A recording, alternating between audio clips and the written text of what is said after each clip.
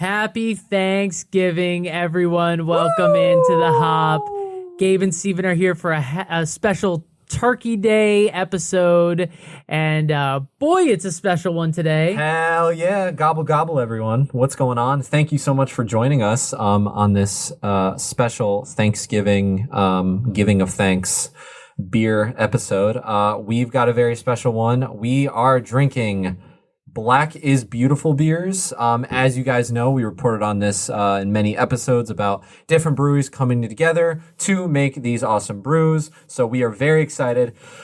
We have so much drinking to do. Oh, so much. Holy crap. So I just say we get right into it. Hey, Steven? Yes, Gabe? Let's grab a beautiful drink.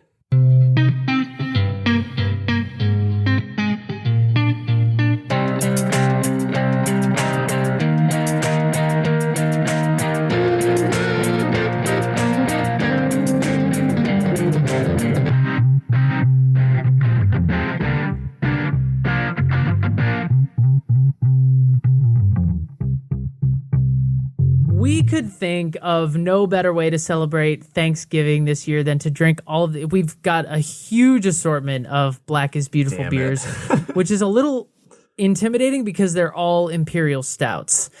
So, but Mama didn't raise no bitch, yeah. So here we are. So we're here to do it, but it just seemed appropriate. It's something that we're grateful for and thankful for, that some version of the beer industry giving back, and this just seemed right for this week. And I'm just going to acknowledge off the bat that you're probably not listening to us on the day we dropped, but we are dropping this. You're probably eating some mashed potatoes and stuffing and whatnot. But we are dropping this on Thanksgiving. It just happens to be on Thirsty Thursday. Because we don't take days off on the Hop, because we're committed to providing quality entertainment for you every single Thursday. In the form of no matter beer. what day it is. Doesn't matter if it's Thanksgiving, if a baby is born. Shout out to Finn. Congrats. If I can't think of any other scenarios. If a pandemic hits. The point is, we'll be here every damn Thursday. Hell yeah. Including this one, and we're drinking Black is Beautiful. So we have a lot to do, and before we get into it, I'll give our weekly reminder to follow us at the HO Podcast on Instagram and Twitter. Have you checked out our new podcast logo yet? Because it's pretty. It's pretty pretty. It's pretty pretty, all right. It's very sexy. So you should head over there and check us out. Check out all the beer content we put out over there. You can follow us on YouTube, subscribe, click the bell, get notified whenever a new episode drops. And of course, you can hit us up on Apple Podcasts, Spotify, Google, wherever you're listening to us. That's a great place to go over. Give us a rate and review. 5 stars would be delightful, and a review really helps the show. It helps us get a sense of what you're feeling, what you're thinking, how you want the show to moving forward. We're coming into a new year, people. Changes could be a front. That's what yeah, exactly. There's all new stuff coming out. As always, let us know what breweries we should hit next. Let us know what breweries we should repeat. Let us know if we should maybe do wine, maybe do tequila. We kept promising we were going to do that, and we were going to have to do it for the next year. So let us know. We're here for you. It may be Thanksgiving, but there's news to get into. Beer news. And we're kicking things off over at Russian River Brewing. Now, we have reported on their Pliny the Younger release. We reported on this back when the 2020 release happened in February. We've talked about it, what a big deal it is for the economy of the town, and what this release means in the beer world. I mean, Pliny the Younger is like the holy grail of beer, craft beer, and I want some. Haven't had it yet. Yeah, me neither. I've had the Elder. I have not had the Younger. Well, Russian River is pivoting to a virtual/delivery option for their 2021 release. Of course, they're citing COVID and the pandemic and everything, basically saying that they don't see any avenue to be able to have the globe descend upon their brewery and tap room in February of 2021. So they're going to be able to, they're still producing the beer because what would a year be without Pliny the Younger? But they're going to deliver it. If you live in California, they're going to be able to ship it to you. And that's basically how they're going to go about it. So from their website, they said their signature 510 milliliter bottles will be available for sale as part of a mixed case for a limited time on the website for direct shipping to consumers within the state of California. They said bottles will be for sale on the website for a limited time, late January, early February. The date is TBD. They also said at this time, we are only able to ship within the state of California for cost, compliance, and legal reasons. In an effort to recreate a true Russian River tasting experience, each mix case will include 4 bottles of Younger, plus 2 each of a few other fun Russian River beers. Bottles will neither be available at our brew pubs nor released for wholesale distribution. So this is really the only way to get them. There will be a very, very limited distribution for on-premise sales, so basically getting this beer on tap to very specific accounts that they have, but it's going to be very small. The primary way to get it is in these bottles through shipping, and last year was the first year that they bottled this beer at all. So this would be a great Christmas gift. Fuck yeah, I would. Are you kidding me? If I got this for Christmas, I wouldn't need absolutely anything else. Note to my California friends, I would love a bottle of this. And they're planning to have a virtual tasting event or several virtual tasting events on Facebook Live when it happens. So keep an eye out for those. And just in case you are not in the know, just about the beer real quick, Pliny the Younger is a triple IPA, meaning that it is higher in alcohol and has tons of hops. The ABV usually finishes at about 10.2%, but it's remarkably dry for the amount of malt used in the recipe. Loaded with hop aroma and flavor, Younger is remarkably well balanced with malt and a lingering dry and bitter finish. Me want. Me need. Me need. Damn. So keep an eye out for that. Illinois' Buffalo Creek Brewing is opening a socially distanced alpine beer garden coming up very soon, which sounds epic and awesome for all of you people who love the cold and love, getting outside even when there's a little bit of snow on the ground. Burr. True to their German heritage, the brewery is creating a holiday retreat for the upcoming months, basically as a way to continue beer sales due to the weather and obviously due to COVID and everything. They are doing it safely during the pandemic. They've got rules set in place and all the precautions. The owner and brewmaster Mike Marr has said, "We're mimicking the Europeans in creating a true alpine winter beer garden experience. The beer will be cold, but the atmosphere will warm your soul," which follows me up to the description of this beer garden, which just sounds epic. Set against a scenic pine forest backdrop, the beer garden offers multiple roaring fire pits, patio and barrel table heat lamps, sheepskin throws, twinkle lighting, holiday decor, outdoor table service, and over 2 acres of winter wonderland to explore and stay socially distanced from others. It's the perfect spot to bring Bay. It still sounds very cold. It does sound very cold, but pictures are just of the beer is just sitting in a thing of snow, but it does look really dope, and it's something to do during the winter season. We've been seeing all these like restaurants and beer places, pubs and stuff, and it's, what do you do when outdoor seating goes away because of the cold? Well, you can still have a little getaway in an authentic German tradition at Buffalo Creek Brewing. Yeah, absolutely. It actually looks really cool and fun, and if their heaters work well, I would be happy to go check it out. Like if I know like it's gonna be warm, like sure, pour it, you won't have to worry about the beer going warm. You just put it in the snow. It's just I came to the East Coast from California. Lots of quarantining involved, very socially distanced. It was a process. Yeah, I'm sure. But I got off the plane and it was just shell shocked. I really don't. Oh my God, it's like 50. I really don't like it at all. In other news, Beck Flavors has forecasted the potential food and drink trends for 2021. And this is interesting to me. This is a company that basically tries to predict. All right, essentially, they're looking for the next pumpkin spice. That's what the they're deal looking is. for the next like off the shelfer Yes. sort of. Yeah. Yeah, they're looking for like what is the next trend in the food and drink industry? What is the next flavor that people are going to gravitate towards? So they do a bunch of research and then they poll people and they basically break it down into 4 identified flavor categories. Those are fruit, botanical, innovative, and people's choice. And this is what they've identified for 2021. This could be what's to come. Fruit, yuzu. That's a Japanese fruit. We've seen it already in beer. That's sort of not too off the beaten path. I like that. I think that's cool. Yeah, I'm down with that. I'm interested. In the botanical category, cherry blossom. I would say yes, because most of the barrel aged, the barley wine, like don't they always have kind of like a cherry? There's a cherry tinge, yeah. Tinge to it. So I'm all about the cherry blossom. All right, you ready for that curveball?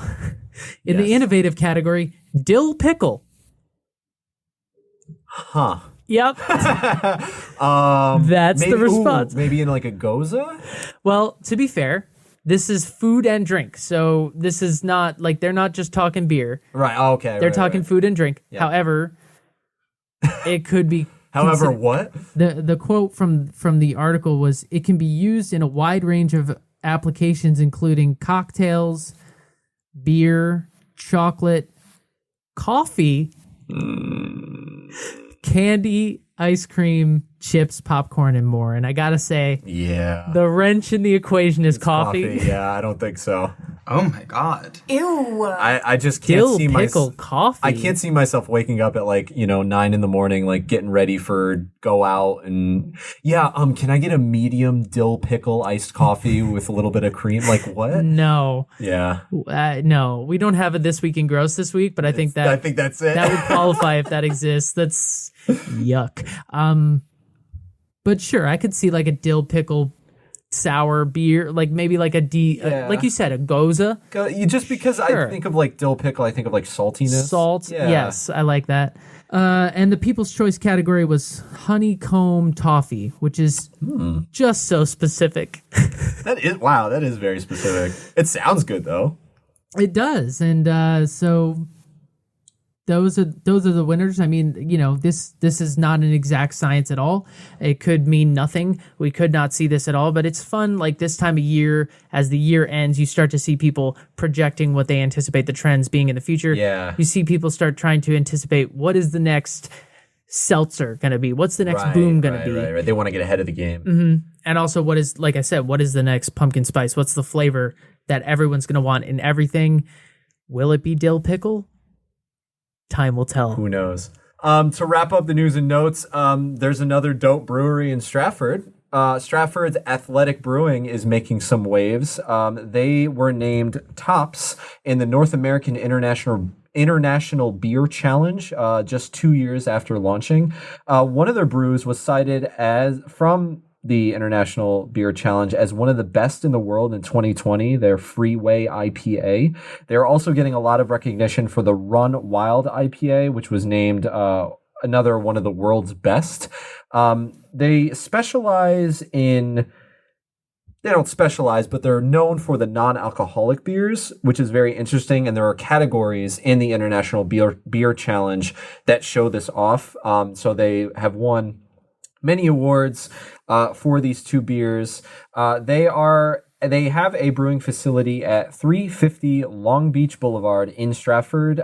They have achieved distribution in Connecticut all over. They are now in grocery chains like Big Y, Stop and Shop, Whole Foods, and their tap room remains closed due to COVID, but they're offering curbside pickup Friday through Sunday. Earlier in the year, they acquired a former Ballast Point brewing facility in San Diego with 125,000 square feet of space to give it additional capacity on the heels of securing a $17.5 million in fresh capital. So, if you're in line for Two Roads in Stratford and you just don't want to wait and the line is too long, you can go to Athletic Brewing Company. I didn't know it was there. Neither did I. And we're sure this is Stratford, Connecticut, right? Not Stratford, England, Stratford, Canada. Stratford upon Avon. Go drink with Billy Shakes. No, yeah, it's Stratford, Connecticut.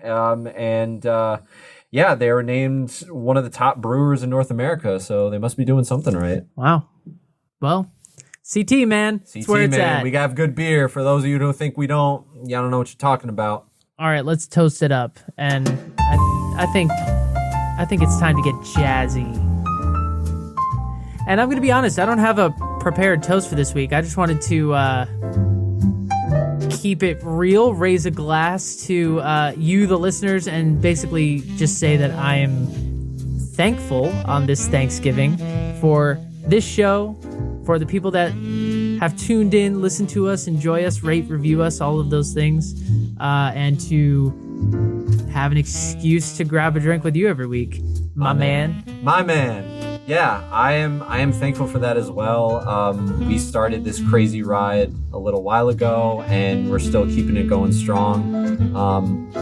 Whether we're on the Zoom call or sitting across from each other, we're making it work. And yeah, thank you guys for listening and tuning in. Thank you for the reviews. Thank you for choosing your Thirsty Thursday to spend with Steven and I. So cheers to you, homie. Cheers.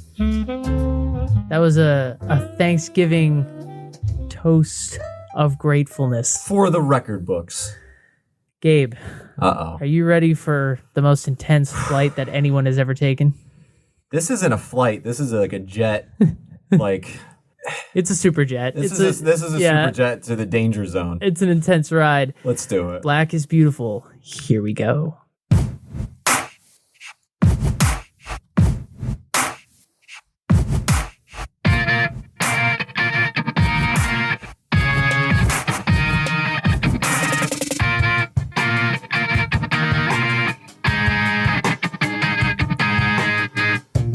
All right, number one. This Black is Beautiful selection is coming from Wild East Brewing. They are out of Brooklyn, New York.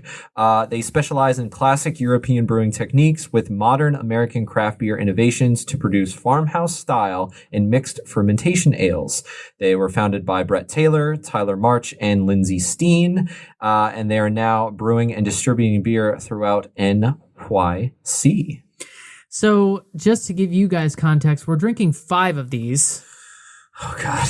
Whew. Now it's definitely set in stone. And we are not going to do what we usually do and break down every aspect of the beer and all the tasting notes because we just felt it would get a little redundant. We think there will be, some differences between each one. And so we kind of want to highlight the differences between them. We'll give you the stats of the beer, but we don't want to sit here and go coffee, chocolate, vanilla. Yeah, we'll just be repeating ourselves. For every single one, it would just be redundant for you. But so we're kicking the one off with Wild East, which is the tamest, I would say. Of the Blacks is Beautiful. It's the not as strong as the other ones. So it's 7%. Untapped has it at 3.87. Beer Advocate doesn't have a rating for it. I would say that's the case for most of these because they are very, very new. Yes. Wild East describes it as an American stout recipe brewed with New York State malt and hops and fermented with our Saison blend. Bold and rich malty flavors akin to chocolate and bread crusts with highlights of stone fruit, caramel, and light roast coffee. 100% of proceeds for this one go to the NYCLU and Meharry Medical College. All right. It's my favorite medical college. Meharry! They describe it as a Belgian stout, which is interesting, not the Imperial as the other ones. So let's get into it. Yeah, and right off the nose, I can tell you that it smells far more like a Belgian. Oh my God, yeah. Beer, right? Like it doesn't. Whoa, I was not expecting that. Like it smells like I get some sense of like the roasted malt, like a Guinnessy thing, but a lot of, I mean, you get that yeast, the esters, that like bubblegummy thing. Yeah. Mm-hmm. Wow. They weren't kidding. Belgian stout. There you go. Yeah, definitely get Saison off this for sure. All right. Oh yeah, Belgian right away. It doesn't really taste like a stout to me. That's what I was just thinking. Imagine if you were blindfolded and someone gave you this beer and said drink it. What color would you imagine this being?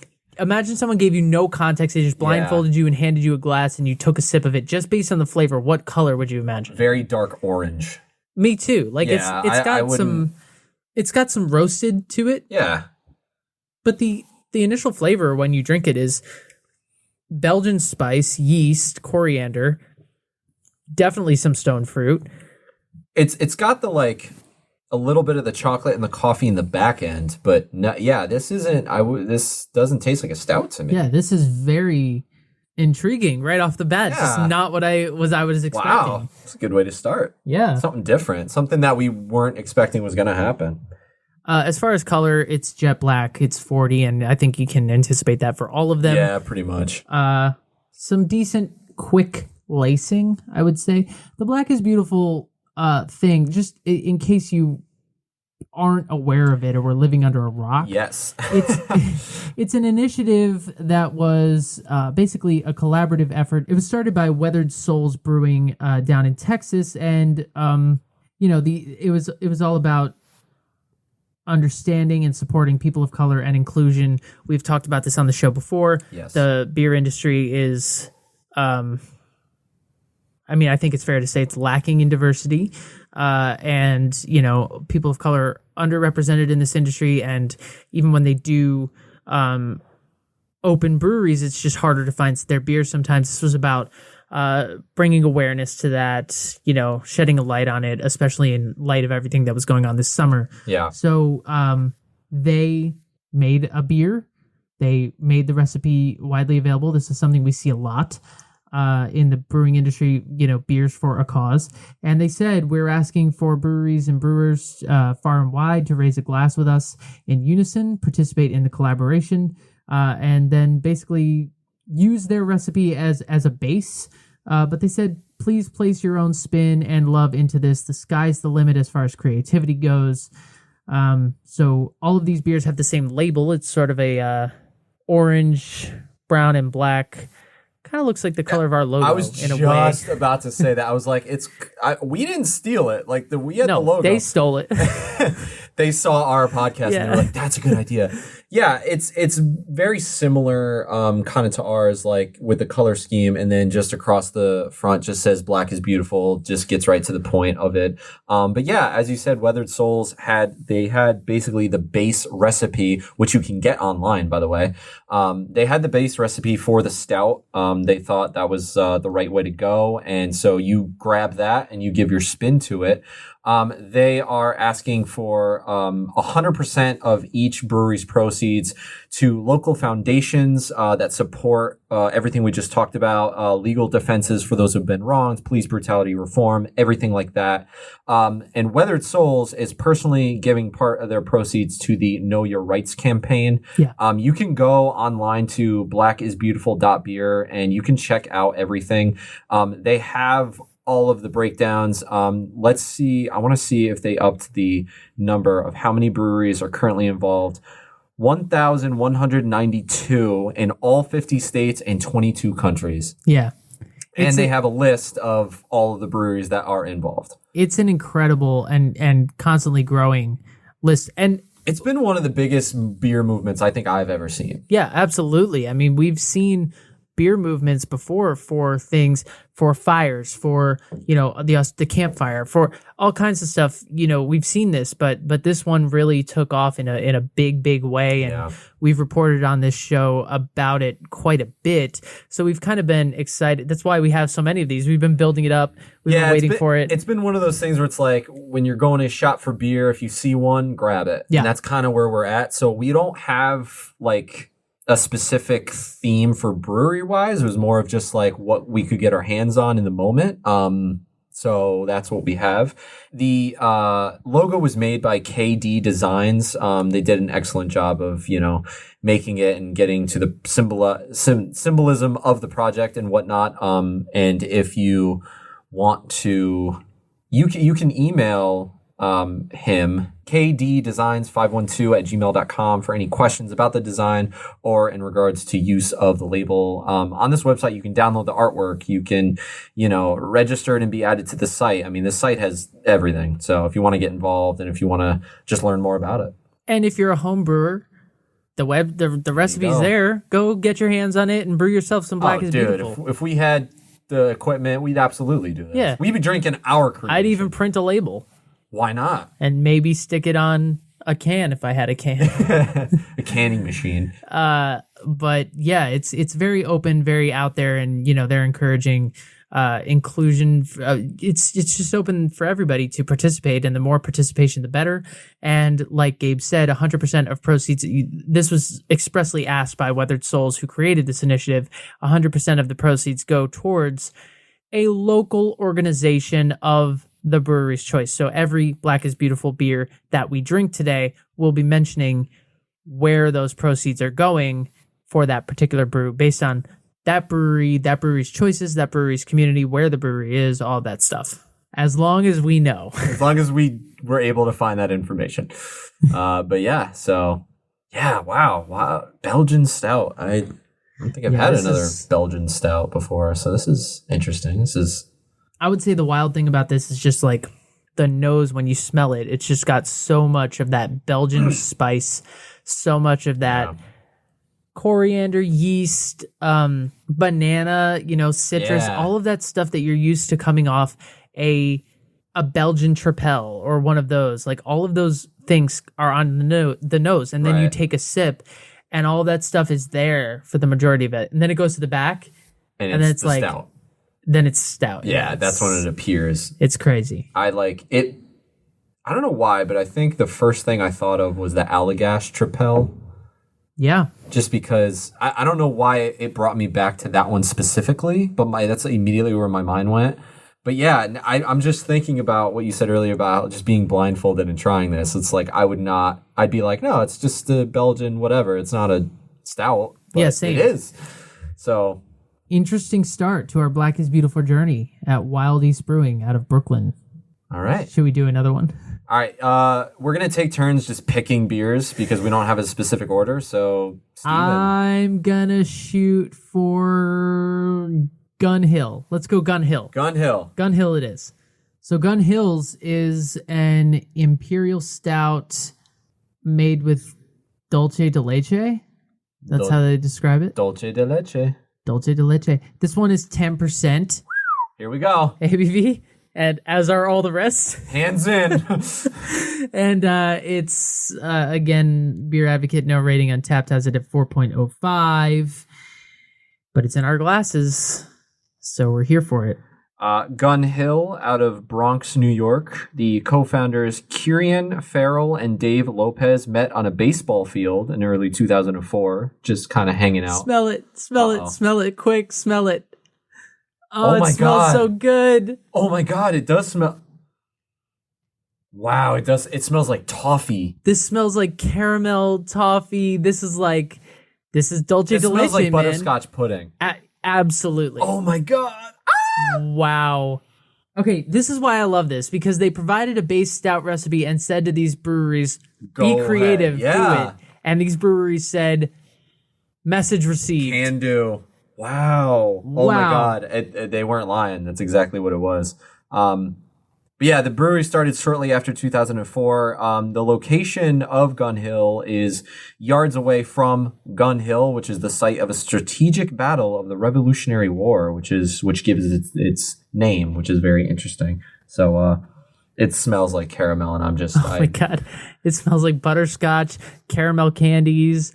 Watch it not taste like that at all. Watch it taste like something I know, but different. the smell is just so good. And right behind it, there's a little bit of like cherry or something. Like there's a little complexity there, but it's just smells so much sweeter than it looks. I mean, the look is exactly the same as the other one. I feel like I should be wearing a sweater while Right? drinking. Like, the look cozy. is, but you don't. It's 10%. You don't smell any booze. No, none. No, you smell sweet. It smells dessert. It smells.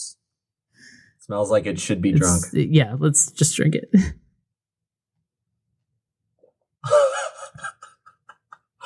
Butterscotch. Wow. Yeah. Butterscotch. Butterscotch up front, butterscotch in back. Like, I feel like Mr. Butterscotch is drinking this, and I don't know who this fictional character is yet. Wow. But it's not too sweet. No, it's not a dessert beer, but it is butterscotchy. You get sweetness up front and back, all over the palate.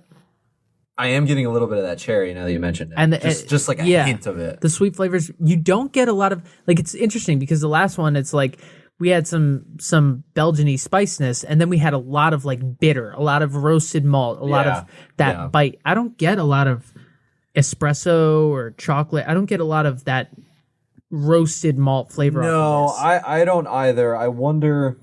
I am getting the stout characteristics. I don't know if I'm getting like coffee, but I'm getting toffee 100%. Yeah, toffee for sure. It's in that general ballpark. I feel like this should be the color of butterscotch pudding. And this goes in the dangerous category. Like, I need to put this glass down because I'm just guzzling this right now. It's so good, and it's like, if I see this again, we're gonna grab it. It's so unexpectedly like sweet, but not too sweet. It's not a dessert beer. It's not a milk stout. It's just like, wow, there's a whole lot of caramel that washes over, and then it goes away after you swallow it. It doesn't like linger to the point of like it's cloying or annoying. Yeah, no, it's not too much. It's like the perfect, it's very, very well balanced. I would definitely categorize this as dangerous as well. This is like, it's 10, so it's up there. It's 10, and it's very good. And it's got the smallest little tickle of carbonation, like not even that much to really notice it, but because we're dissecting each beer, I'm just noticing it, but like no stress. Yeah, I mean, this gets pretty good reviews online as well. One reviewer on Untapped referred to it as a melted sundae, and I think that's a good way of putting it, honestly. Hey. There's a lot of sweet and not a lot of roasted, not a lot of malt. Yeah, I don't know that, like, it doesn't taste like hot fudge, but it definitely reminds you of hot fudge. Yeah, but hot caramel. Hot caramel, 100. Oh, yeah. Yeah, and that goes well on Sundays. Yeah. I mean, I hesitate to say that a beer is really sweet, because it makes it sound like I'm saying it's too sweet, or that could be off-putting, and I don't mean to say that. It's just like sweet is the predominant character in this. If you're looking for something hoppy, no. If you're looking for something that bite, and if you're looking for something like bourbon-y or barrel-y or with a lot of malt or that kind of characteristic, maybe not for you, because this is a dulce de leche beer. Yeah. This is gonna make you like lick your lips in a way that a double IPA or a triple IPA probably wouldn't, because that'll give you that bite and it'll be like, ooh yeah, like it's hard hitting. But this one, it's like, ooh, sipping, ooh. I want to pour this over ice cream. I could talk all day about the flavors I get off this. It's like cereal milk, like cookie dough, like Werther's original. Honestly, though. Yeah, for real. It's fudge. I mean, it's in that dessert category. It's not a dessert beer, and I say that because it's 10%. It's not super sweet. It's not like, oh, one of these might be almost too much. Like, it's not that category, but it is all those dessert flavors. And I don't want to take away from the complexity there too, because all of that stuff is there, but there's also, like I said, there's some cherry, there's a little bit of orange, there's some other fruit layers to it. There's just not a lot of roasted malt, not a lot of coffee.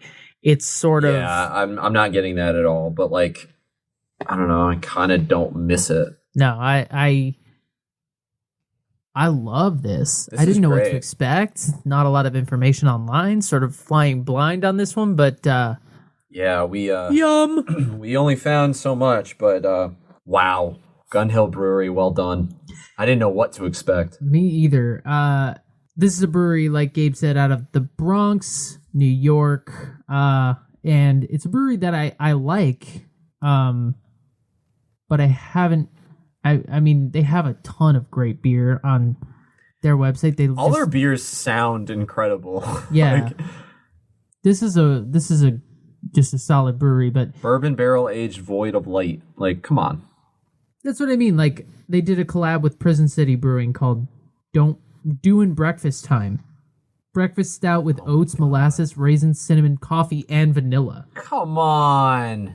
They did Benedict Arnold Palmer, which is a Berliner style Weiss sour with pink lemonade and tea. So it's a beer version of an Arnold Palmer. See, now that I'm into. That is creative because you don't see that a lot. Exactly. And that's the kind of coconut snickerdoodle void of light. Void of light stout with coconut and cinnamon. See, that's the kind of... I love this one. It's just called What's Good. East Coast style IPA with Citra, Simcoe, and Columbus hops. I like that. East Coast style IPA. We know what you mean. That's the New York brewery thing. That's the New York, like, nah, it's not New England, not New East England. Coast. We're not in New England. But that's the kind of creativity that you're getting off this Black is Beautiful. And they did it well. Yum. Scrum-diddly-umptious. All right, Gabe, you pick the next one. All right. Let's go in a kind of a different direction based off of what we've got. Let's do Departed Souls. So Departed Souls, this is a gluten-free one. Pumped. It's a Imperial Stout at 10%. Again, millet, buckwheat, gluten-free oats, hops, water, yeast. That's what's in there. Beer Advocate does have a rating for this one. We have it at 91. Untapped has it at 3.9.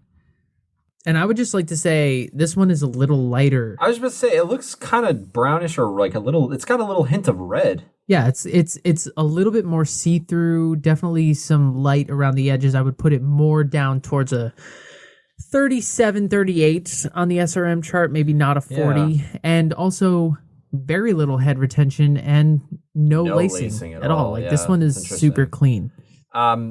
Real quick, Departed Souls out of Jersey City, New Jersey. They opened in 2015, and it's no surprise this is gluten-free because they specialize in beers for everyone, including many gluten-free beers. That is kind of their thing. They want their main mission is like beers for everyone involved. So that's what we got today. And all the things that Stephen described are in it. All right, so this one definitely smells like a stout. See, this one is interesting to me. The smell I get is more fruit than anything else. I don't get a lot of like roasted malt, maybe because the malt that's in there is all that gluten-free stuff that like what I'm getting more is like some cherry, some orange. I'm not getting a lot of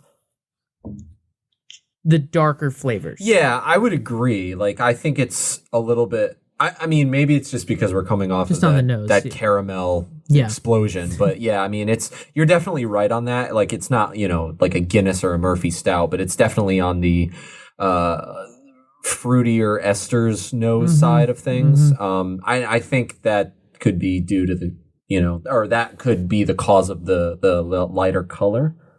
Yeah, cherry for sure, 100%. Yeah, that comes through.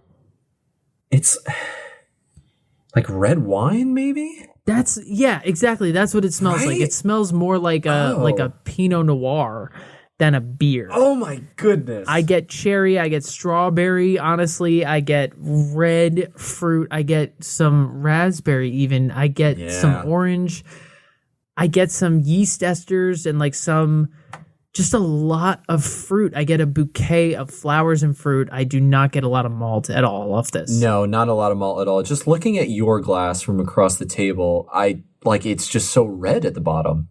And it's because of the light, but like, look at my, like, do you see any red? Did you sneak wine into this episode? Maybe. A little Malbec to kind of reset the momentum. Yeah, it's, I don't know. We're not sommeliers. We're not beer experts, and maybe this is what happens when you drink gluten-free beer. To be honest, we haven't had a lot. And I don't think I've had gluten-free anything, and if I have, and you know what? That's our fault. We apologize, listeners. Yeah, that's on us. That's on us. Probably have some more gluten-free options, but you know what? It's just not a problem. Gluten just tastes so good. It's like peanuts with you. Like, it's just not a problem I've ever had to face. Yeah, but peanuts are horrible. Well, says you. Peanuts are genuinely bad. They're doing bad for the planet. Oh my god! All right, let's just drink this fucking beer. This is we're getting there. We're gonna start giggling. It's gonna be bad. Cherry, 100%. A little bit more carbonation than the rest. Wow, that is sweet. I kind of taste sugar. Is it sugary to you? Yes. Uh-oh. Staring at each other like, who's going to say it? Yeah, it's very sweet, a lot of fruit. Just surprising for an imperial stout. It's just like, I mean, I'll read again what is in this because this is the full ingredient list: millet, buckwheat, gluten-free oats, hops, water, yeast. There's no fruit in here. So my question is, what the hell? How did they do that? They're magic. What the F? All right, it's just that when you use gluten-free options, you're looking to get flavor from other places, and so the flavor that we're getting is far fruitier than what we were expecting. It does not taste like an imperial stout. I will say that it tastes like a red wine, a Cabernet Sauvignon, and in fairness, maybe that's the point. Something you'd really like, or maybe like, especially if you're a gluten-free drinker, and what you're used to is like only gluten-free beers or ciders. Like maybe this is something that would be a really nice change of pace for you. Would you call this a dessert beer? Because like, I feel like this would go well with like a cherry pie. It's just when I think of dessert beer, I'm thinking of a beer that is a dessert. Oh, okay, yeah. You know what I mean? Yeah, I don't know if it's that. Like, I'm thinking of those beers that it's like, okay, there's a whole lot of desserty flavors in here. Maybe even it's a milk stout. Like, there's a lot going on that, like, this is in and of itself is a dessert. This, to me, is not a dessert beer. I'm trying to put it in a category and I can't. Like, I don't think I can either. Like, I feel like I said, I don't. Maybe dessert beer is not right, but it's definitely like it would pair well with like fruit. Yeah, fruit, cherry ice cream, cherry pie. Like 7-layer cookies. I don't know. It's not. It just doesn't taste like an imperial stout. It doesn't at all. No. But it also doesn't taste like a barley wine. It doesn't taste like a red ale or an amber ale. It doesn't taste like anything I can put it at along the porter or other. I just don't know where to put this, and maybe that's because we are not well versed enough in gluten-free beers. That could be. In which case, happy Thanksgiving. Our apologies. But it kind of tastes like its own category. Fruit beer? Dark fruit beer. Where's Moira Rose when we need her? Oh my God. Ew. That wasn't related to the beer. It's just it's all we have. It's Schitt's Creek. Yeah, go watch it. Season 6 is now on Netflix. Anyway. I don't not like this. I'm just taken aback by it. I don't not like this. However, I will say I'm a little surprised Beer Advocate gave it a 91. I feel like this is kind of like a low 80s type of score. Well, in fairness, Beer Advocate reviews are based on who reviewed it. So if one gluten-free beer drinker reviewed it, that's right. A 91, then that would be the beer. You know what I mean? Like just an average. Well, okay, so then I'll say this. I wouldn't necessarily give it a 91. I would give it an 81. Maybe an 80, 79 in that area. Yeah, I would give it a... But it's not bad. It's just not an imperial stout. No. It's just such a bizarre take on this particular, like to think, but again, to think that these all came from the same base recipe is insane. They're so different. They're so wildly different. Like if you've had one Black is Beautiful and you're like, I'm not going to have the other ones because they're probably all about the same. No. Think again. These are insanely different. I mean, we even said at the top of this segment, we're not going to do all the flavor profiles because it'll just be redundant. We probably should have. Honestly, they are wildly different. This is the first beer on the hop, I think, that has just completely stumped me. I don't know what to do with it. I don't know where to put it. It is just... I don't know who to give it to. If this was a red wine, it would make total sense. Yeah, it tastes like a carbonated red wine. Yeah, it really does. We do have two more, huh? Okay, it's my turn to pick. It's your turn. Let me guess what you're gonna grab. It's Lickinghole. Let's go back to Lickinghole. I love Lickinghole so much. It's Lickinghole time. I love Lickinghole because not only do they have... I love Lickinghole. Oh, I really do, because they're... I mean, we talked about it on their episode, but like their beer is just so good that their beer backs it up. Exactly. So like they're not just a pretty face or No. a funny name. Or a Like, funny name. like they have exceptional They're not beer. just a pretty hole. They're an excellent brewery, and they have a version of Black is Beautiful that we have our hands on. Again, it's a 10%er. It's Imperial Stout. They said, we took the Black is Beautiful recipe from Weathered Souls, and we tried to keep it as true to the original as possible. We wanted this beer to showcase the masterfully roasted and caramel malt graciously donated from Murphy and Rood Malting out of Charlottesville, Virginia. We got notes of deeply roasted coffee, rich cacao, creamy vanilla, and caramel toffee. 100% of proceeds of the beer go to the Richmond Black Restaurant Experience. Beer Advocate hasn't rated it. Untapped has it at 3.9. And if you've listened to us throughout the episodes, hashtag round 34, Lickinghole had its own episode. They are out of Goochland, Virginia, and that is not a typo. That is the name of the town. They are a farm brewery specializing in small batch flavor and hard to come by ingredients. And one thing that we really loved learning about them was that they source their own water on site. Lickinghole Creek Brewery they're all about their own water supply. Clean, efficient water is how they make their beer, and they have jumped on the Black is Beautiful train, and here we are. On the nose of this one, now we're talking. All right. Like now we got a stout. Now we're in Imperial Stout land. Like, all right, number one, not really Imperial. Stout, Belgian. not really Imperial. Belgian. Number two, Caramel. just caramel. Butterscotch and caramel. Number three, red wine. Cabernet Sauvignon. Yeah. This is an Imperial This smells stout. like an Imperial Stout. And like they said, they wanted to stay true to the original recipe. This smells like booze. It smells like roasted malt. It smells like coffee. a little bit of fruit. Chocolate. Yeah, all the stuff we expected to be drinking this whole time. But I love that this was the first one. Whoa. Yeah.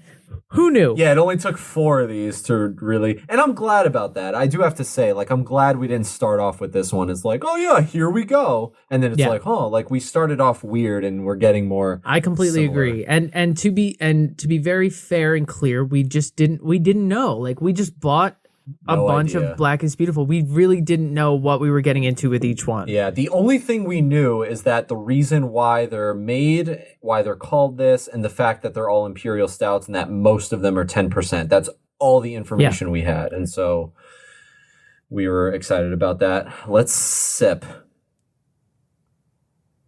Yeah, this one Stout. is an Imperial Stout. It's a rich roasted malt coffee flavor with a little bit of cherry that's enhanced by a booziness. You smell the booze, you taste the booze. Very boozy. Yeah, and you get that that fruitiness that adds to it, so it kind of mutes it. It's not that like, it's definitely not a milk stout. It's not even a Guinness. There's an added layer of, I guess, booziness or fruitiness. Hop. Or hops, yeah. I don't know that I'm like getting hops specifically, but I think just the overall flavor of it just reminds me of a solid hop variety. You know what I mean? Yeah. I really like this a lot. Lickinghole is just... Lickinghole is, it's as good as, it's the best feeling, They honestly. have just awesome beers. Yeah. I mean, we had those 4 last time we were here for round 34, and like, you know, blueberry French toast, that not tequila, that's 2 roads. They had the tequila based lime. The tequila oak spirals. Oh my God. Yeah. It's just like they go hard in the paint. If you want a memorable flavor experience, lick hole. Dude, Lickinghole in Goochland. You have to do it because The best part of this for me, learning about this specific beer, was visiting the website again and just reading all of the puns and all of their like, we know, let's get silly is basically their. I'm telling you, I couldn't love this brewery anymore, and I stand by that episode. If this is your first foray into the hop and you want to know what we're about, I would recommend you go listen to Round 34 because Lickinghole was just as good as we get. I will never forget that day. We were upstairs on your couch and you went, "Oh my God. There's a brewery." You were like, "We're ordering this beer." And I was like, "Great, what is it?" And you just said, "Lickinghole." And I said, "Excuse me?" The amount of time between us discovering the existence of this brewery and the beer being on the way to us was about an hour. Literally, though. Not even. Less. It was literally like, okay, I'll get two, you'll get two, here we go. Yeah, the order was placed. The next day, they called us and they were like, "Hey, we're here." We were like, "Oh, shit. Yeah, buzz this apartment. We'll let you in." It was, I love them. And to speak to their Black is Beautiful again, it's just, this one is what you expect it to be. This is an imperial stout. Yeah. This is a imperial stout through and through. It comes through with all of the roasted malt, the coffee, all of the espresso flavors, the dark malt flavors that you want. There's an extra fruitiness, an extra booziness, even an extra hoppiness. There's an extra layer of something bubbling at the top that gives it a little more complexity. This tastes like a 10%er. That too. Yeah. Like this one is, there's no twists or turns on this one. Right. It's just straight up to the point. And there's nothing wrong with that. You know, they've got the classic tan head, little bit of the tan head retention. The only thing that sucks about Lickinghole is their font size on their website. It's just so hard to read. That's really true. I'm looking at it and it's just like, I have to squint it's like, you guys have to up that, maybe use some other colors. But that's the only critique I have. You're not wrong about that at all. And we talked about that on Round 34. Yeah, we did. Lickinghole, we love everything about you. We just need you to like bump it up to maybe a 12 or a 14. It's at like a 7. It's like, what really are we doing here? Small. It's against a purple background. Like, we can't read it. It makes it really hard. It's like dark gray 7 font against a dark purple background. It's almost as if they're kind of like, just trust us. Yeah. Our name is Lickinghole. How can you go wrong? And they're not wrong. They've never let us down to date. Yeah. All right, the last one is a collab between another past episode fan favorite, White Lion Brewing, who's been on the show, and Trillium. So let's get into that. Yeah, so this is a collab between White Lion Brewing out of Springfield, Mass, and Massachusetts Trillium Brewing Company. Hell yeah. Teamed up with Ray Berry Jr., who is the founder of White Lion. They were featured on Round 33, just prior to Lickinghole. And they... it's the way I phrase it. Prior to Lickinghole. They teamed up with him and basically collabed on their version of this beer. 100% of the proceeds from White Lion's version were donated to the Healing Racism Institute of Pioneer Valley, with the entirety of proceeds of the Trillium version donated to the Lawyers for Civil Rights Boston area, founded in the wake of assassinations of Martin Luther King Jr. and Robert Kennedy. So for this version of Black is Beautiful, they brewed the shared recipe from Weathered Souls, and then blended it with 2 currently unreleased bourbon and rum barrel-aged beers. Holy shit. So you had me at barrel. Exactly. We're rounding it out with a little barrel-aged delight. I think we picked we completely randomized it, but I think we picked the perfect order to do this in. We just took shots in the dark. Like, honestly, though, like, this is great. This one is 9% ABV. Beer Advocate has it at 92. Untapped has it at 4.21. Oh. And it is a slightly confusing situation because White Lion has a version, Trillium has a version, the can has both of them on it. We're not really sure who it. So we can only assume a disgruntled employee poured 2 of one. We'll find out what we're dealing with here. We'll see what happens. Chocolate off the nose. Chocolate big time. Wow. This is another like straightforward, I would say, imperial stout. Like you know what it is. But yeah, it's a little bit stronger smelling and it's a little stronger smelling than the Lickinghole one. Yeah, I get alcohol and booze, but I do get chocolate and espresso. I get like it's kind of like if a Guinness, like all of the flavors you expect off a Guinness, mixed with maybe like the Founder's breakfast stout or something. Yeah. Like there's a mixture of like it's like a Guinness on steroids. Honestly though, it's like those flavors with a little bit more booziness behind it.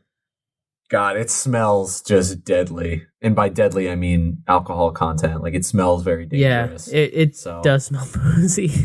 All right, last one. Cheers. Let's round it out. Happy Thanksgiving, everyone.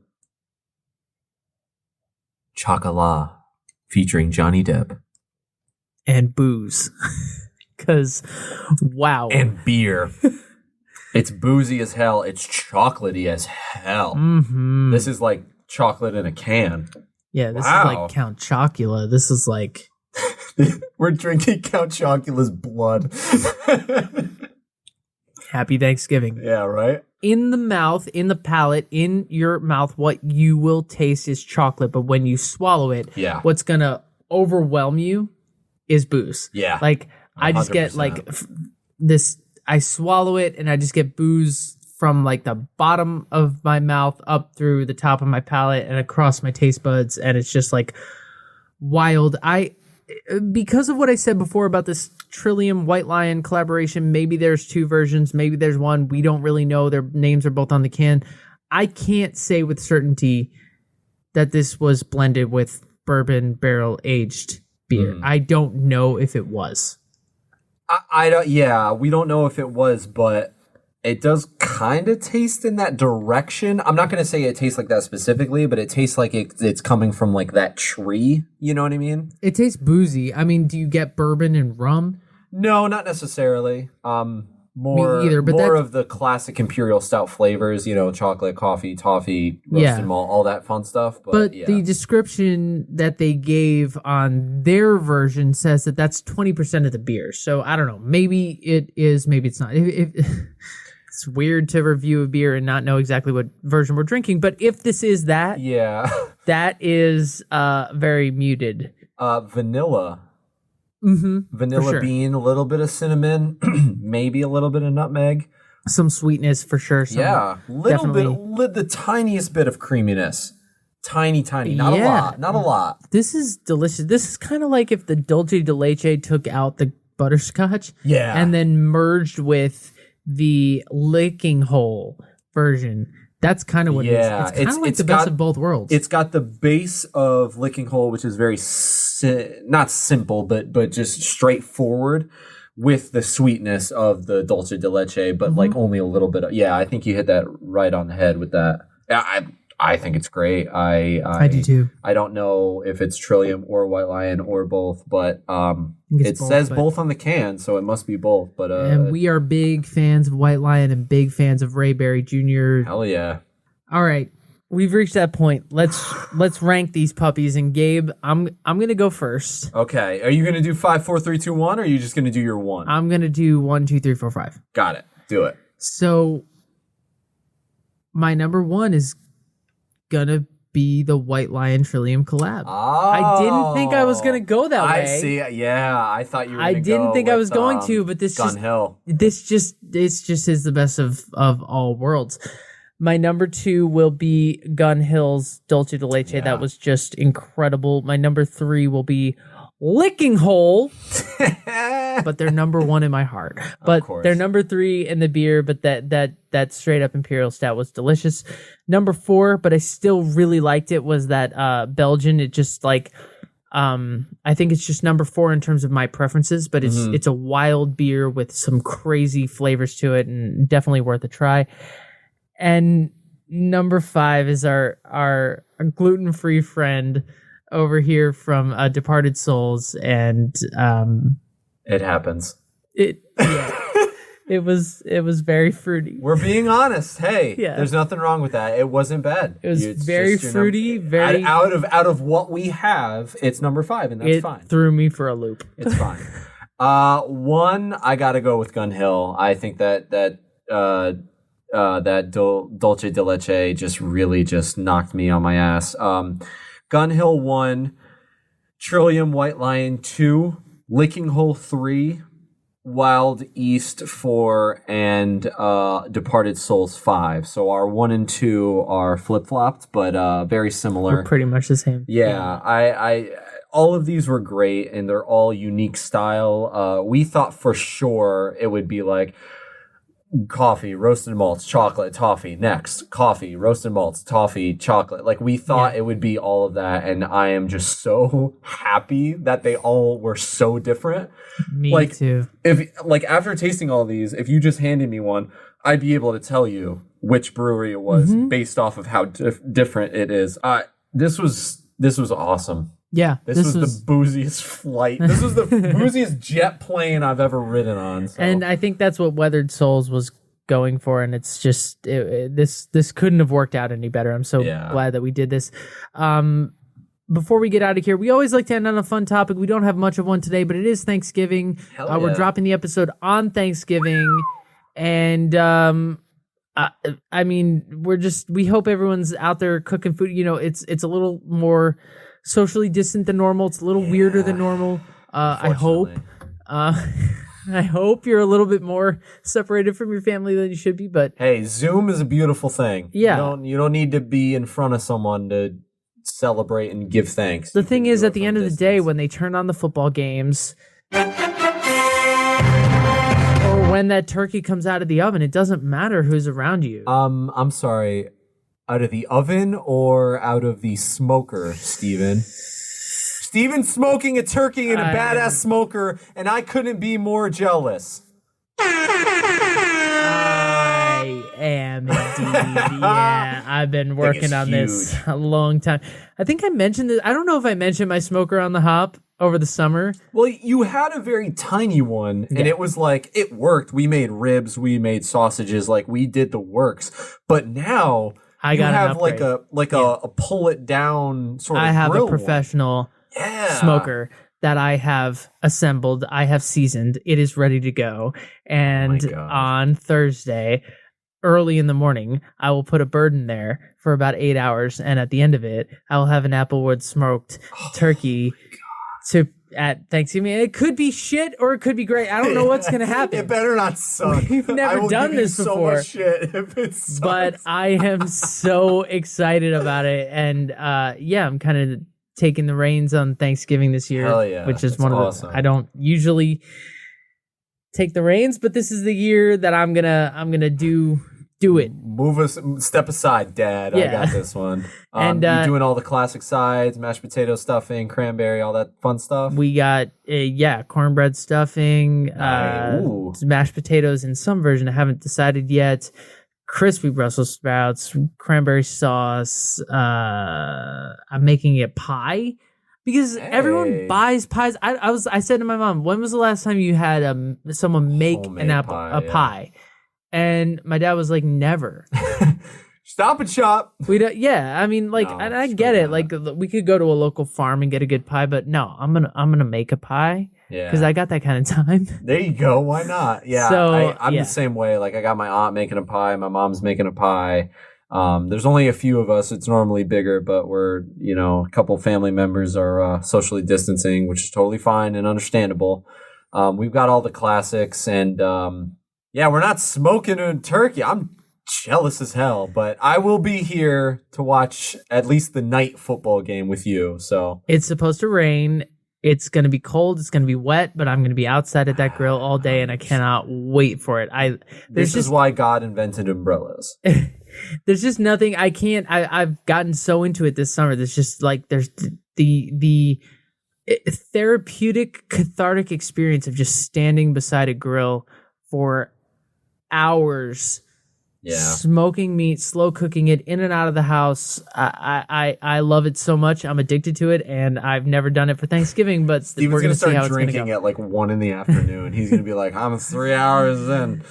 It's my favorite holiday. So we hope, by the time this episode drops, all that will be happening. And we hope you guys are having a great Thanksgiving Yes, absolutely. as well. So thank you for joining us. We'll be back next week for another round of drinking as we move into December. And until then, send us an email, or hit us up, give us a rate and review on Apple Podcasts. Hit us up on the socials. All those things, and we will see you next week for moving into December. We love you guys. Stay safe, stay calm. We'll get through this storm. Happy Thanksgiving. Happy Thanksgiving. Gobble, gobble. Gobble, gobble, motherfucker.